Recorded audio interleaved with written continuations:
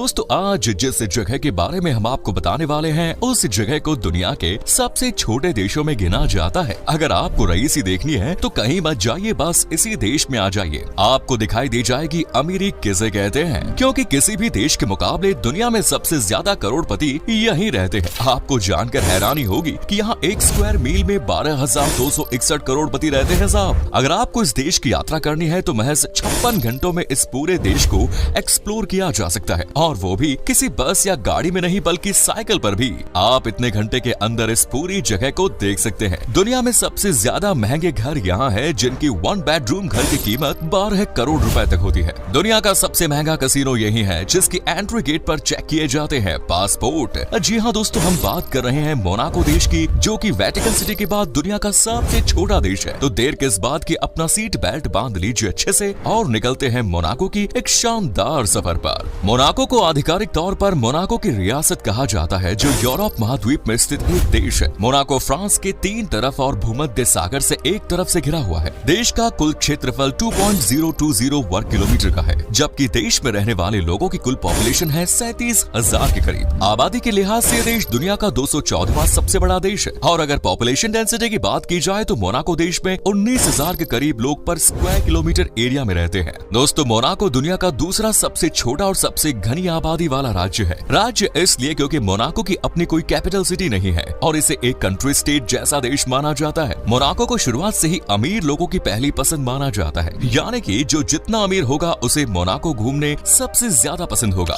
सिर्फ अमीर लोग ही मोनाको घूमने नहीं आते, बल्कि इस देश में सबसे ज्यादा करोड़पति रहते हैं। 2014 में मोनाको की लगभग 30% आबादी करोड़पति थी। हालांकि आज भी आपको मोनाको में ऐसे लोग देखने को मिल जाएंगे जिनके पास बेशुमार पैसा है। इस देश को लेकर एक हैरान कर देने वाला फैक्ट ये भी है कि मोनाको में सबसे बड़ी आबादी फ्रांसीसी लोगों की है, जिसके बाद इतावली और ब्रिटिश देशों के लोगों की है, और मोनाको के मूल निवासी मोनाको की आबादी के 5वें हिस्से से भी कम है। यानी कि आपको इस देश में बाहरी लोगों की आबादी ज्यादा देखने को मिल जाएगी। दोस्तों जब आप मोनाको देश के लोगों से बात करेंगे तो आपको लगेगा कि आप किसी वेल